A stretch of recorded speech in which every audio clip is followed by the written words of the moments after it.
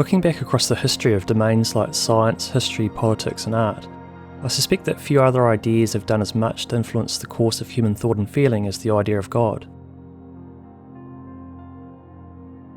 Major world religions have been pivotal in telling us about God, of course, and today the spiritual thinking of more than half the world's population is organised by the teachings of two monotheisms, Christianity and Islam.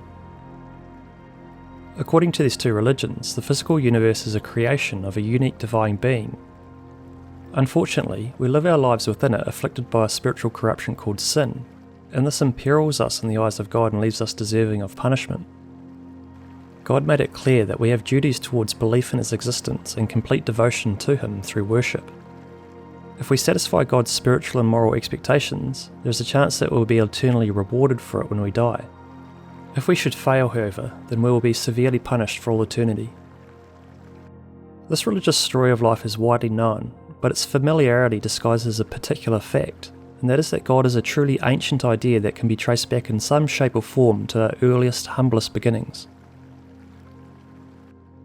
Clues to God's origins can be found in cave paintings in places like France, Spain, North Africa and Australia. Animals were a critical part of ancestral human life and they appear frequently in early depictions. We can also find images of ourselves there too, engaging in activities such as hunting, fishing, cooking, playing and talking. Alongside these more familiar elements though are much more mysterious scenes. In the Altamira caves of northern Spain, for example, we can find paintings of bison that appear in an almost dreamlike state, floating peacefully above the ground at all sorts of unusual angles, almost as if they are intended to represent the souls of the bison. In the Lascaux cave of southern France, something even more mysterious is depicted. On one interpretation of the scene, we can see that having performed a ritual using the intestines of a fallen bison, a shaman now lies incapacitated on the ground, his face transformed into that of a bird's to symbolise passage from this world into some other.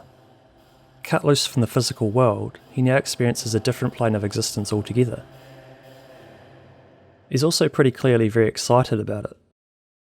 By the time of the ancient Sumerians, Egyptians, Greeks and Romans, enormous spiritual complexity can be found in the historical record. Worldly phenomena such as the sun, seasons, wind and fertility were all deified, but so too were more abstract qualities like warfare, justice, beauty and truth.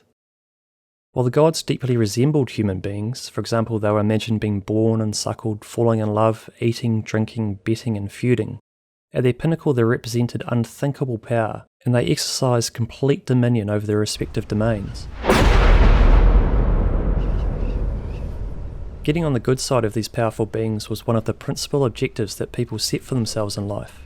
For if they did, they could leverage their positive standing to secure important worldly things such as a good harvest, cure of an illness, or victory in warfare.